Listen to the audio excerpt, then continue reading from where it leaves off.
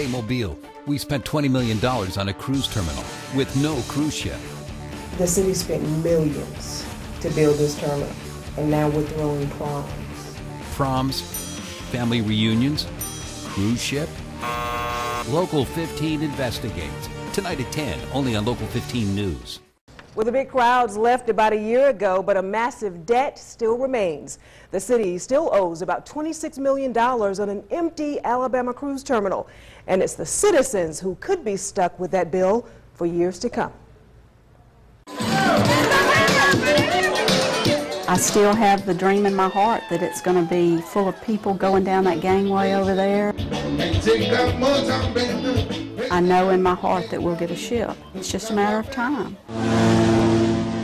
A flashback to happier times. It was October of 2004 when the city of Mobile officially joined the international cruise industry. The 727-foot Carnival cruise ship, the Holiday, entered the city's waterways for the very first time. Well, fast forward to 2011, a major economic blow for the city of Mobile. Just 7 years after cruising into the port city, Carnival announced it would sail away for the very last time. The news of Carnival's impending departure came with very little warning. Well, let me tell you, I found out 3 hours before they made the announcement. It broke my heart. I sit here at my desk and cried. Here are a few quick facts. In February of 2004, under the leadership of former Mayor Mike Dow, construction work began on a $20 million cruise ship terminal located here at Mobile Landing.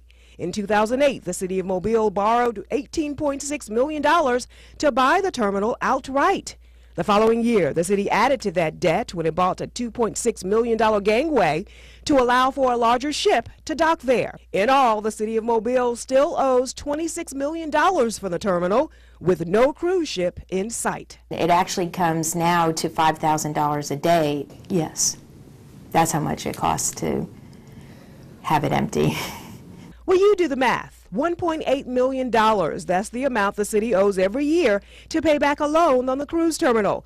That adds up to about $5,000 a day. At this rate, the city would still be paying off this loan 20 years from now. The lights are on, the power is being paid every month. Sheila Gorganis still runs the terminal. Really, we try to cut corners and keep the bills down. What do you have to say to those who question why the mayor still has you on the payroll here? He wants this place to be successful.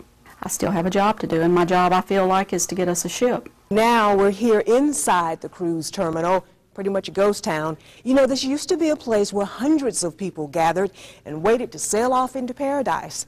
Now, proms and weddings are being held here. I've got Christmas parties, I've got weddings, I've got most all of the senior proms in March and April of next year. I've got 3 or 4 Mardi Gras balls.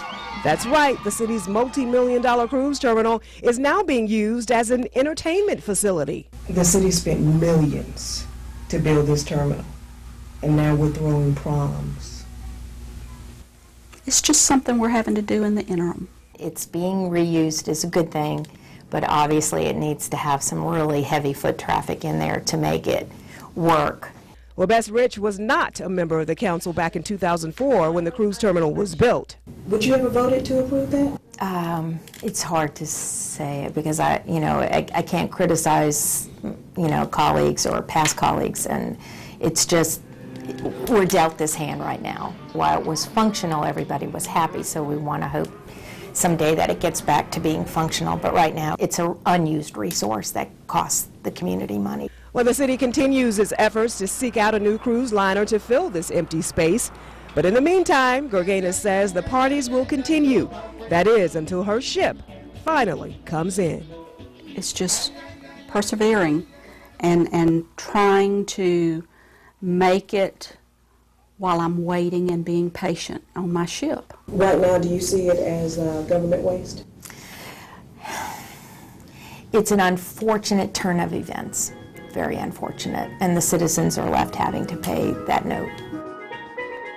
Well, Rich says at some point, sooner rather than later, the city must find a more substantial use for the cruise terminal. There have been all sorts of ideas tossed around, perhaps a shopping venue or a restaurant that brings in a lot of traffic. Guys. Well, what has 11,000 seats sits at 80,000 square feet, and according to one council member, is bleeding cash. One city leader believes the Mobile Civic Center is a relic that should be torn to the ground. Another says the building serves a greater purpose for the benefit of the overall community. Watch this special report and you decide. The Jacksons brought their Triumph Tour to what was then known as the Mobile Municipal Auditorium back in 1981. The King made the ladies swoon when he performed 6 times here from 1970 to 1977. And in May of 1973, rock band Led Zeppelin brought down the stage to a sold-out crowd at Municipal Auditorium. Well, as they say, those were the good old days. Here are a few quick facts you probably didn't know. The city of Mobile broke ground on what was then known as the Municipal Auditorium back in 1962. The facility opened in July of 1964. Construction costs, a cool $10 million. Well, a lot has changed in nearly 50 years. Nowadays, you'll find the Mobile Civic Center draws in a much slimmer crowd. Thousands pack inside for various balls during Mardi Gras season every year. Parents line up for tickets when the circus comes to town. College graduations are often held here. And would you believe, church functions, yes, even a funeral held right here at the Mobile Civic Center. Well, it might also surprise you to know the city shells out just over $1 million every year for funding for the Mobile Civic Center. We actually have a deficit over there sometime of about $800,000, but $600,000 is the power bill. We need it, but on the other hand, it's costing us a lot of money. Civic Center, I've said 7 years ago, needs to go. City Councilman John Williams says the $1 million spent on the Civic Center could be put to better use. This year, city leaders battled for 10 months over a multi-million-dollar financial deficit and whether to pass a 1-cent sales tax increase. Williams told Local 15 News the city could generate millions by dumping some of its properties, starting with the Mobile Civic Center. It's going to be an expensive endeavor to tear down, but let's let somebody that buys the place determine what they do with it. It's just like saying, I need to tear my house down. And my question to you would be, where are you going to live? If we're going to tear it down, have something to put up equal or better. First of all, the Civic Center was not built to make a profit on operations. It was built to generate economic impact into the community. And Mayor Jones says that's something you can't put a price tag on. In the past year, 279 events, including Mardi Gras, were held at the Mobile Civic Center. Nearly 200,000 people, some who traveled from all over the country, attended those events. Those folks no doubt ate at Mobile's finest restaurants and spent several nights in local hotels. We'll add in the sales and lodging tax the city raked in, and the mayor says you get the big picture.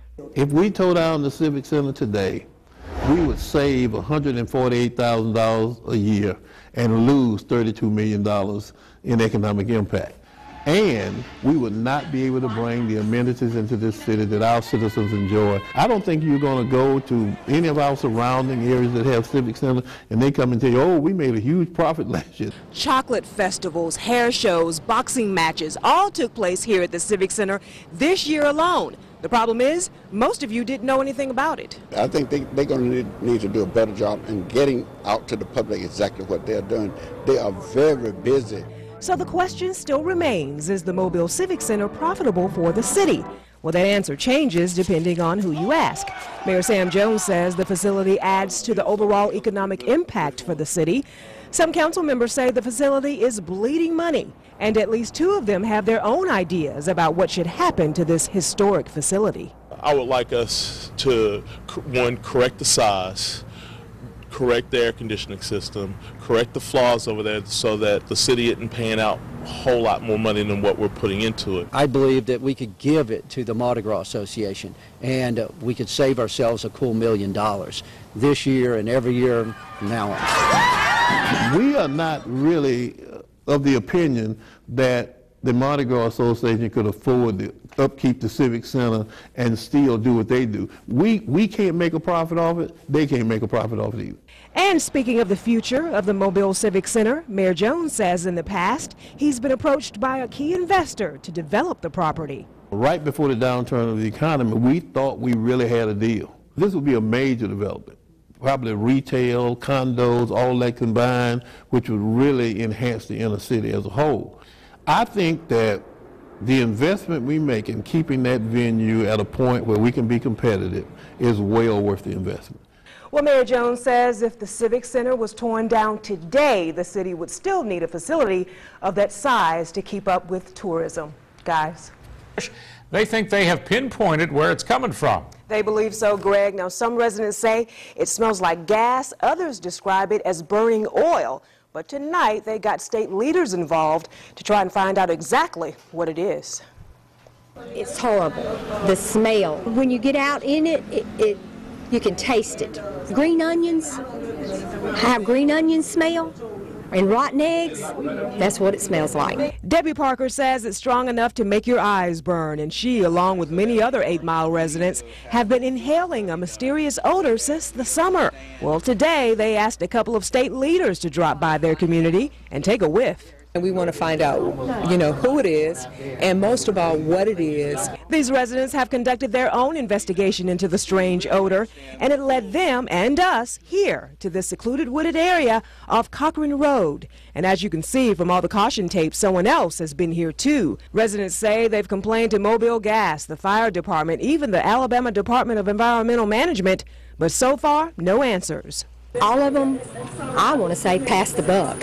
Nobody wants to take responsibility for it. Residents say the smell is so strong it's even affecting Sunday morning worship services. We have one member who has a respiratory illness, but this gas here has caused her to be hospitalized for over a week. It seems that they've been given the runaround by a number of different entities. Well, I want to speak directly to each of those entities to find out, because somebody is doing something. Now, Mobile Gas says it does not have a line in this area. Scott Hughes with ADEM says they've had inspectors out in this area, but so far they haven't found anything. They plan to continue to investigate the source of the smell, and of course, so do we. Well, Kim, it's a story Local 15 News broke first back in December of last year, and since then, residents are still inhaling this odor, and according to them, not much is being done to fix the problem. Can I ask for people to pray for us in that area? Because we need it. There's people that we're out here and nobody's helping us and nobody's caring about us. Well, it's been nearly a year since Debbie Parker first contacted Local 15 News about a horrible gaseous smell that residents claimed was making them sick. And since then, it's still just as bad as it was when I met you a year ago. Nobody stepped up and helped us. Nobody has come forward and helped us.